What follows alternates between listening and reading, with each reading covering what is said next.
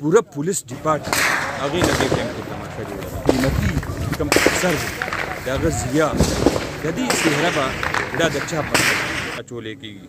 میډیا په دې سوال اوچتولو کې حق بجانب ده.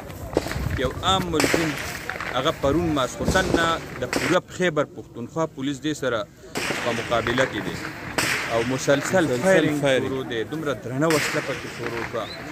کومه د کومې حکمت عملۍ فقدان دی، د کومې دا دومره درنه وسله هم پکې استعمالیږي. یو ملزم دی نه ژوندی هغه نه ګرفتاریږي، بیا ژوندی ګرفتارېدل هغه هم پرېږده، بیا د هغې نه پس د پولیس سب انسپکټر افسر د هغه شهادت دا د هغې نه پس د دې پولیس ډپارټمنټ لپاره د ټولو نه غټه المیه وه. مونږ دې ټایم کې ډاک بیسي علاقه کې ولاړ او ډاک بیسي کې د پولیس مقابله د کلیم الله ترمنځ کومه پولیس منځ کې مقابله شروع ده. یو انسپکټر سب انسپکټر پکې شهید شوی دی.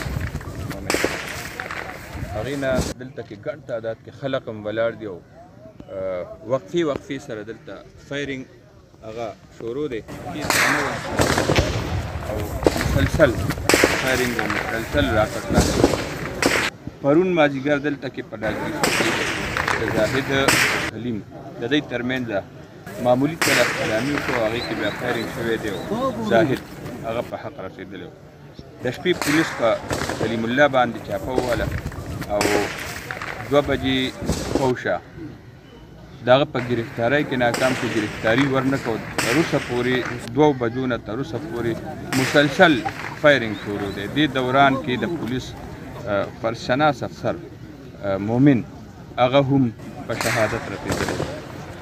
ګڼ تعداد کې دلته خلک ولاړ دي او لمحه به لمحه فایرینګ د هغې اوازونه م راځي، د درنې وسلې د استعمال هغه اوازونه م راځي. ډرون کیمرا د هغې په ذریعه باندې م د کور راني کېږي او کتی شي او ورپسې بیا مسلسل ډزې کېږي. دا صورتحال دی او د ډاک بیسي ګڼ تعداد کې خلک هغه په موقع باندې موجود. دا یو سوال ضروري کتېږي. پرون ماسخوتن نه تر اوسه پورې دا تقریبا 11 بجې والی او د پوره ضلعي پولیس فورس موجود دی. دا پوله ضلعي او د پوره کابو نه دی، خیبر پښتونخوا پولیس فورس موجود دی او یو ملزم ګرفتاری هغې کې ناکام دي او د دغې ناکامۍ د وجې نه او د نان پروفیشنل ازم د وجې نه او د غفلت د وجې نه دې ته د حکمت عملۍ د فقدان خبره وکړو. د مختلف قسمه سوالونه اوچتېږي چې یو تماشه جوړه ده په دې ډاک بیسود کې او دا پوره پولیس ډپارټمنټ هغې نه دې ټایم کې تماشه جوړه چې کوم افسر دی د هغه ضیا د دې څهره به دا د چا په سر اچولی کېږي. نو انتهایي افسوسناک امر دی.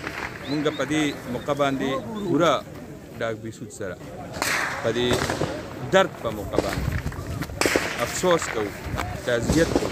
خو دې سره سره میډیا په دې سوال اوچتولو کې حق بجانب ده.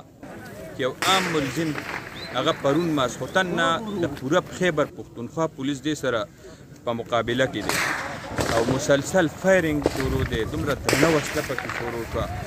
کومه د کومې حکمت عملۍ فقدان دی، د کومې دا دومره درنه وسله هم پکې استعمالیږي. یو ملزم دی نه ژوندی هغه نه ګرفتاریږي، بیا ژوندی ګرفتارېدل هغه هم پرېږده، بیا د هغې نه پس د پولیس سب انسپکټر افسر د هغه شهادت دا د هغې نه پس د دې پولیس ډپارټمنټ لپاره د ټولو نه غټه المیه وه، غټ افسوس دی. نو دا یو سوال دی. دا د دې نوښار د دې ډاک بیسود د دې پګو د دې خیبر پښتونخوا امایدین مشران او ځوانان هغوی به خامخا دا سوال کوي چې پوره شپه پوره ورځ یو شوه روز ډزو نه پس مونږه پولیس ډپارټمنټ د ډاک بیسود له څه ورکړل او د مسلسل فایرینګ ټول صوبې له یې څه ورکړل.